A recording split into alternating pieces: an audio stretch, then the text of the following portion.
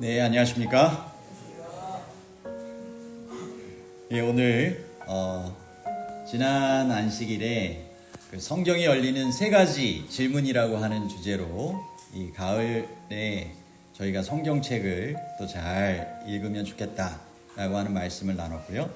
오늘은 10월에 들어서 10월 달은 전도 집중의 달이면서 예언의 신 강조의 달이기도 합니다. 그래서 제가 마지막 이 시대를 위한 빛이라고 하는 제목을 가지고 예언의 신에 대한 그러한 말씀을 함께 나누도록 하겠습니다. 특별히 오늘은 각 시대의 대쟁투 보급일이기도 하지 않습니까?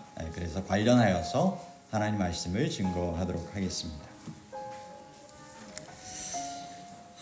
저희가 이 시대를 살아가면서 정말 예언의 신이 주는 이 빛을 통하여서 우리의 신앙을 더욱더 굳건하게 하고 그 진리를 주님 안에서 전파해야 되는 사명까지도 잘 감당해야 한다라고 하는 그러한 이 결심을 다시 한번 되새기게 되는 것이 바로 예언의 신을 통하여 저희가 살펴보게 되는 그런 신앙의 삶입니다. 마지막 이 시대를 위한 구속의 계획과 경고를 정말 담고 있는 이 성경과 함께 우리의 신앙의 여정에 있어서 정말 우리를 사랑하셔서 구원하기를 원하시는 우리 예수님께서 선물로 특별하게 허락하여 주신 책이 바로 예언의 선물, 예언의 신이 되는 것입니다. 그래서 저희 가정에서도 가능하면 정말 이 예언의 신을 통하여서 함께 하나님 말씀을 잘 나누면 좋겠다고 그래서 저녁 예배 시간마다 늘 예언의 신을 통하여서 말씀을 좀 나눠오고 있습니다. 시대 소망도 다 읽었고 지금은 각 시대 대쟁투를 거의 다 읽어가고 있습니다. 보급판. 여러분, 예언의 신이란 그럼 무엇일까요? 요한계시록 12장 17절에 보면 용이 여자에게 분노하여 돌아가서 그 여자의 남은 자손 곧 하나님의 계명을 지키며 예수의 증거를 가진 자들과 더불어 싸우려고 바다 모래 위에 서 있더라라고 되어 있습니다. 여기서 예수님의 이 증언은 예수님께서 직접 주시는 말씀을 의미합니다. 사단은 성경 말씀처럼 이 증언을 통하여서 자신에 대하여 불리하게 밝히 보여지는 부분이 있기 때문에 예수의 증언을 가지고 있는 사람들을 여자의 남은 자손으로 생각하며 하나님의 계명을 지키며 예수의 증거를 가진 이 남은 자손과 더불어 싸우려고 하는 것입니다. 그런데 이 예수의 증언에 대해서 이 요한계시록 19장 10절에 보면 예수의 증언은 예언의 영이다 라고 설명하고 있습니다. 예언의 신이다, 대언의 영이다 라고 하는 것이죠. 마지막 이 시대에 하나님의 백성들에게 주시는 예언적 메시지로 하나님께서 이 선지자를 통하여 기별을 허락하여 주신 내용이 바로 예언의 신, 예언의 영, 이것이 바로 예수의 증언이라고 하는 것입니다. 아모스 3장 7절에 보면 하나님은 매 시대마다 그분의 종을 통하여 구원의 비밀을 알리셨습니다. 주 여호와께서는 자기의 비밀을 그 종 선지자들에게 보이지 아니하시고는 결코 행하심이 없으시리라. 여러분, 마지막 시대에도 하나님께서 하나님의 선지자를 통하여 구원의 비밀을 밝히 보여주시기를 원하셔서 그 일을 행하셨을까요? 요한복음 8장 12절에 보면 예수께서 또 말씀하여 이르시되 나는 세상의 빛이니 나를 따르는 자는 어두움에 다니지 아니하고 생명의 빛을 얻으리라 라고 말씀하셨습니다. 그 예수님께서 함께 거하시는 그러한 삶이 바로 어둠 가운데 다니지 않고 생명의 빛 가운데 거하게 되는, 구원받게 되는 삶이 된다라고 하는 것이죠. 베드로후서 1장 19절에도 또 우리에게는 더 확실한 예언이 있어 어두운 데를 비추는 등불과 같으니 날이 새어 샛별이 너희 마음에 떠오르기까지 너희가 이것을 주의하는 것이 옳으니라. 예수님께서 이 세상에 오셔서 정말 이 어두운 세상 가운데 무엇이 생명의 길인지, 무엇이 하늘 본향을 향하여 나아가는 길인지를 빛으로서 직접 보여주기도 하셨고, 빛이 함께 정말 비추이는 하나님의 성경 말씀을 통하여, 특별히 이 예언을 통하여서 어두운 데를 비추는 등불처럼 밝히 보여줘서 어두운 가운데 멸망당하지 않고 생명의 길, 구원의 길을 끝까지 걸어가게 하시는 것입니다. 그래서 성경에 예언도 기록되어 있지만 특별히 선지자를 통하여 주신 이 더욱더 어두워져가는 이 시대에 빛 대신 예수님을 따라서 생명의 빛을 얻고 구원의 길을 걸어가도록 성경과 함께 성령의 감동하심을 입은 선지자를 통하여 예수님의 증거를, 예언의 영을 허락하여 주셨는데, 그것이 바로 예언의 신의 말씀이 되는 것입니다. 여러분, 그렇다면 마지막 시대에 정말 비밀을 밝히고자 계시를 주신 것이 어떻게 증명이 되는가? 여러분, 윌리엄 밀러를 통하여 시작된 재림운동과 대실망에 대해서 아실 것입니다. 윌리엄 밀러는 2300주야에 대한 다니엘서의 예언을 해석하면서 바로 1844년 10월 22일이 예수님께서 성소를 정결케 하시는 재림하시는 날이다 생각을 해서 전했지 않습니까? 그런데 그날 예수님께서 오시지 않았습니다. 그래서 그날을 간절히 고대했던 사람들에게는 그날이 어떤 날이 된 거예요? 대실망의 날이 된 것입니다. 이제 몇 가지 부류로 나누어지게 되었어요. 여전히 이 가운데는 하나님의 예언을 통하여 나타난 다른 뜻이 있을 것이다. 그날 예수님께서 재림하시지 않으셨지만 뭔가 특별한 일이 있을 것이다. 그런데 그것에 대해서 성경적으로 밝히 온전히 깨닫지를 못하고 있었습니다. 물론 이후에 저희는 다 압니다. 그죠? 다시 예언하여 하리라. 그 예언의 말씀이 두루마리 책을 먹으니까 내 입에는 달지만 내 배에는 쓰게 되겠다. 그리고 이어지는 남은 무리를 통한 새 천사의 기별이 주님께서 다시 예언하게 되는 그 사명을 가진 하나님의 남은 자손들에게 맡기신 그러한 기별의 말씀임을 우리는 다 알고 있지만, 그때 당시에 이 재림 성도들, 초교파적으로 모여진 이 주님의 백성들에게는 아직 밝히 보여지지 않은 하나님의 비밀이 있었던 것입니다. 그런데 바로 성경적인 예언의 마지막인 더 이상의 예언의 시간표는 성경에 나와 있지 않습니다. 2300주야가 이제 시작되게 된, 2300주야가 끝나게 되는 이 1844년 10월 22일이 성경적인 예언의 마지막 연도이고, 이제 이후로는 어떤 날만 남은 거예요? 예수님의 재림만 남은 것입니다. 그런데 이게 하이람 에드슨이라고 하는 사람이 하늘 성소에 대한 계시를 보게 돼요. 바로 성소 정결은 예수님의 재림이 아닌 예수님께서 대제사장으로서 지성소로 옮겨가심으로 시작되었다. 성소 정결이 시작되었다라고 하는 것이 바로 그 하나님께서 주신 이 계시를 통하여서 밝히 보여지게 된 것입니다. 이 날이 어떤 날이에요? 1844년 10월 23일입니다. 대실망 다음 날, 하나님의 백성들이 여전히 성경 말씀을 통하여서 밝히 깨닫지 못하고 있을 때 하나님의 비밀을 통하여 하늘 성소가 보여지고, 그곳에 예수님께서 대제사장으로서 지성소에 들어가시게 된 모습이 보여지게 된 것입니다. 여러분, 비밀이 계시를 통하여 전달된 것입니까? 네, 전달된 것입니다.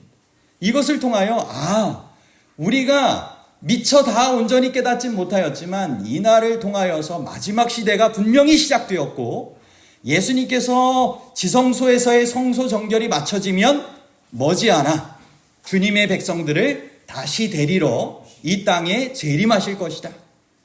그 일을 위하여 복음을 전하고 준비해야 되겠다라고 하는 사명을 갖게 된 것입니다. 근데 여러분, 엘렌 화이트를 남은 교회 선지자로 부르시기 전에 다른 두 사람에게도 비슷한 계시를 주셨다라고 하는 얘기 들어보셨죠?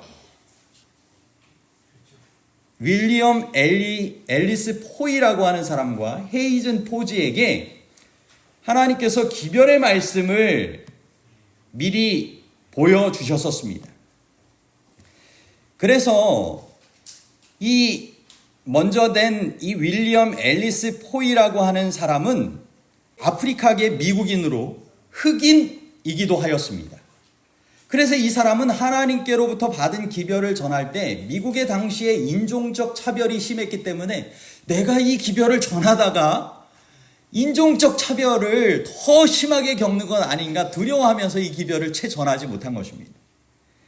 헤이즌 이 포즈라고 하는 이 사람은 자신이 하나님께서 보여주신 것들을 전하면 사람들이 믿지 않고 비웃음거리가 될까봐 그렇게 전하지 못하고 망설이면서 그렇게 있게 되자 그 계시가 사라지게 되었고, 이 사람은 이후에 몹시 후회하면서 불가지론자, 그렇게 신앙적이지 않은 삶으로 인생을 안타깝게 마무리했다라고 합니다.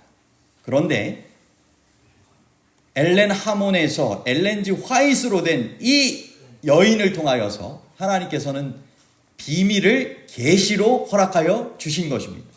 1827년 11월 26일 미국 메인주에서 출생하게 되었습니다. 그리고 9세에 돌에 맞아 부상을 당하면서 초등학교를 채 다니지 못하고 중퇴하게 되었습니다. 외모도 너무나 심각한 상태에 있었습니다. 그런데 13세에 재림기별을 받아들이게 됩니다. 밀러의 운동에 참여하게 된 것이죠. 그리고 14세에 감리교에서 출교를 당하게 됩니다. 그리고 17세 때 바로 1844년 대실망이 있었던 그 해에 첫 번째 계시를 받게 됩니다. 하나님께서는 마지막 시대를 위한 비밀을 하나님의 남은 백성들에게 이 시대에 전달하게 되기를 원하셔서 계시를 허락하여 주셨던 것입니다. 그리고 18세 때 제임스 화이트와 결혼합니다. 바로 이 기별을 힘있게 전했던 한 젊은 남청년과 결혼한 것입니다.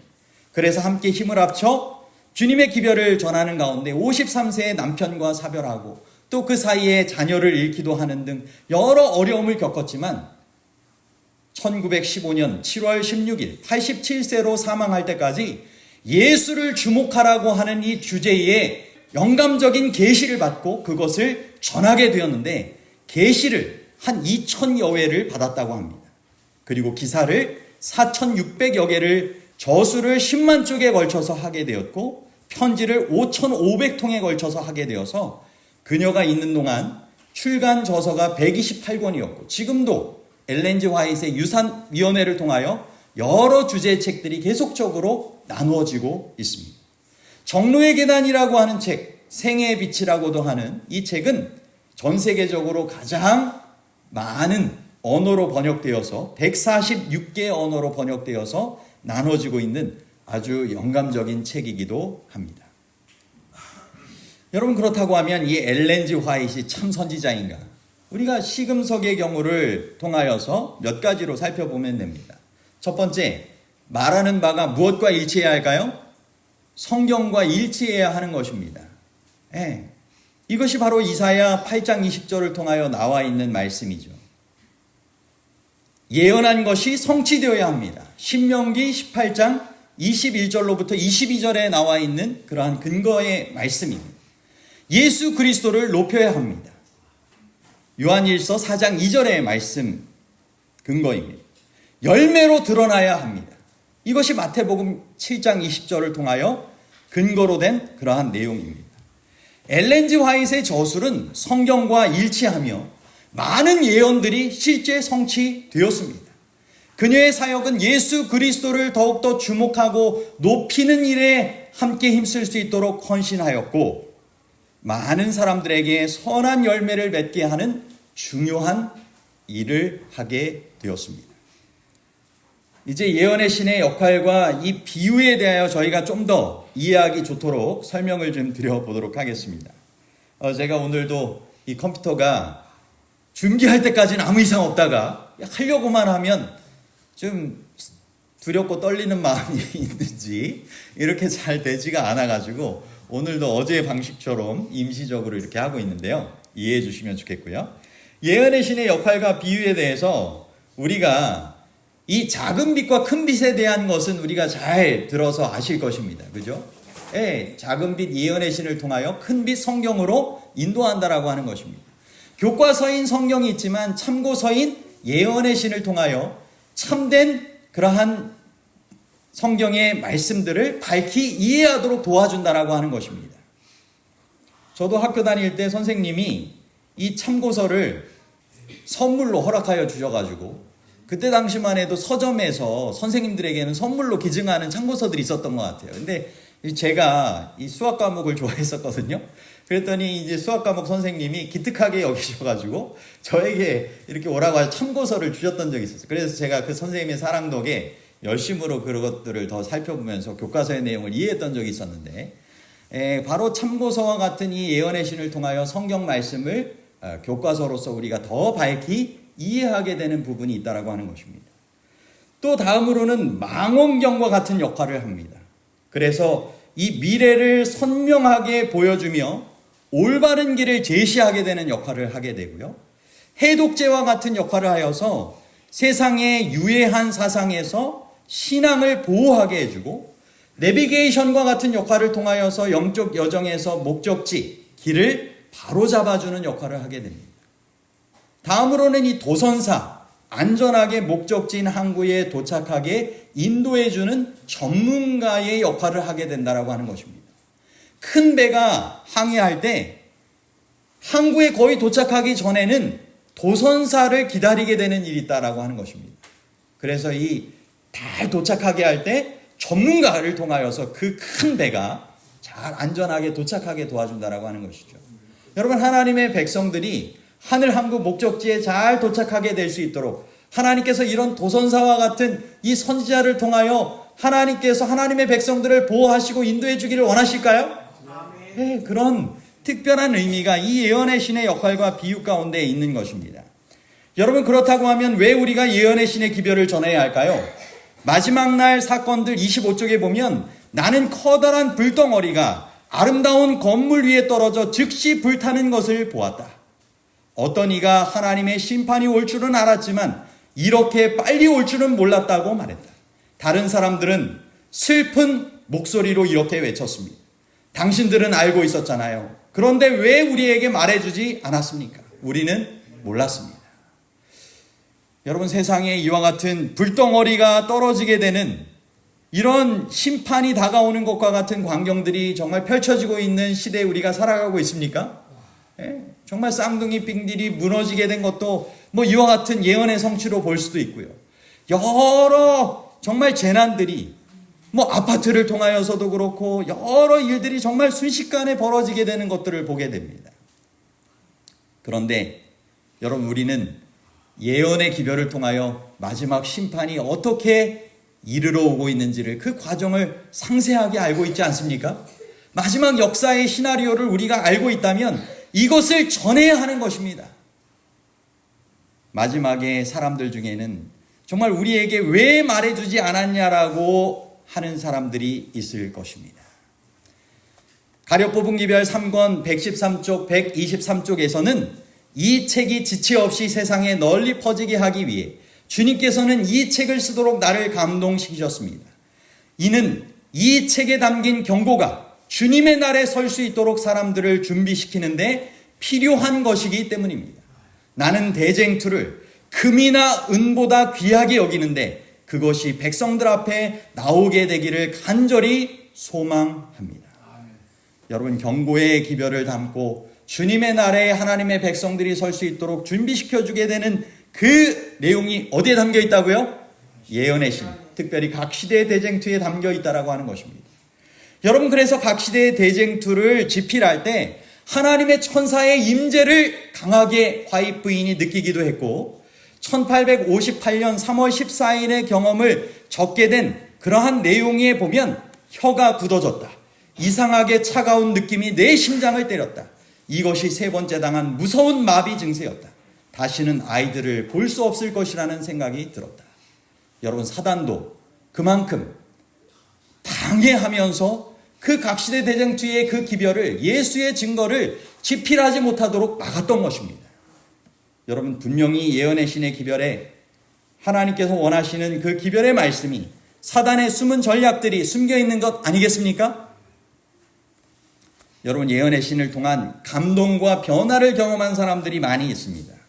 여러분, 한경직 목사님이 감동하여 추천한 이 박수일 목사의 저술로 출간된 이 십자가의 고난이라고 하는 책이 있습니다. 개신교회에서 나와서 이렇게 출간되었던, 그래서 고 한경직 목사님, 개신교회에서 유명한 목사님이 그렇게 추천사까지 그렇게 적은 그런 내용인데, 이것은 사실 시대의 소망 중 예수님의 마지막 생애 부분을 수정하여서 그렇게 발간한 책이 바로 십자가의 고난이라고 하는 책이 되는 것입니다. 여러분, 개신교인들도 이 예언의 신의 말씀을 읽으면 정말 감동받고 그렇게 삶의 변화를 경험하는 사람들이 있을까요? 네, 저도 목회자로 있으면서 교회까지 직접 찾아와서 정말 예언의 신을 찾고 좀 얻기를 바라는 그런 사람들도 보기도 하였습니다.